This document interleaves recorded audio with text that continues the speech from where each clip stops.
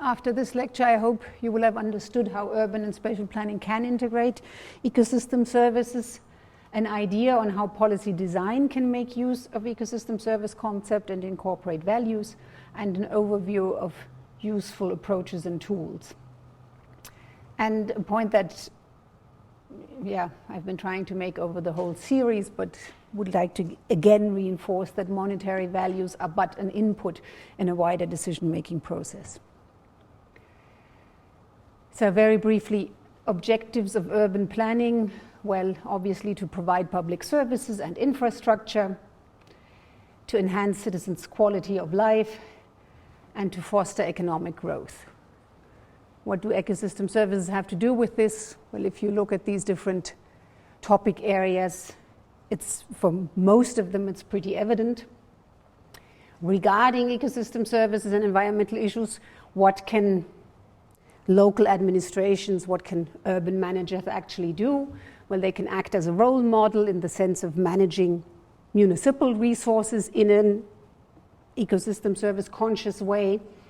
They can promote and set incentives for others to act in such a way, and they can regulate, thus obligating others to take certain aspects into account. We think, and I think, from looking at all the different cases and experiences that we've analyzed, that definitely there is room to maneuver, and that recognizing ecosystem services by going through the entire list is an important first step to create the awareness and then the conditions to make natural capital work for local development and human well-being. We're actually missing the capital in there. We think it's decisive to adapt appraisal design to your specific needs. And that's what you're supposed to do in your project. So that's very important work before you get down to the actual valuation. But in order to get useful results, and I think that's an important message to convey to policymakers, they need to understand and be involved in deciding on what is actually being measured, valued, and how, because otherwise these values are just figures and they might impress them for a moment, but they won't really talk to them. And I think that's an important lesson, for example, from the Cape Town study, but there are plenty more.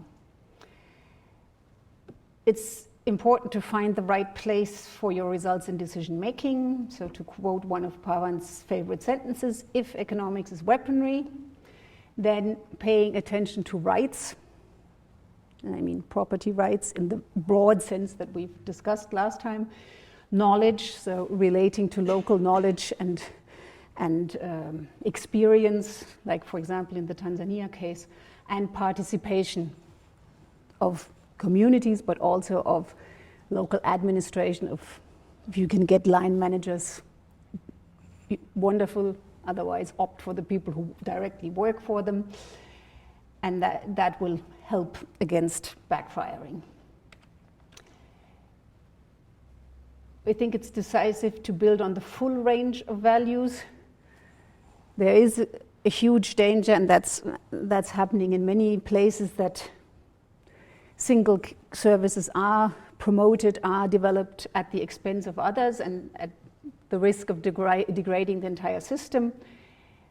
That doesn't mean you need to calculate all the values. I'm very much in favor of prioritizing and selecting the ones that are decisive to your decision problem.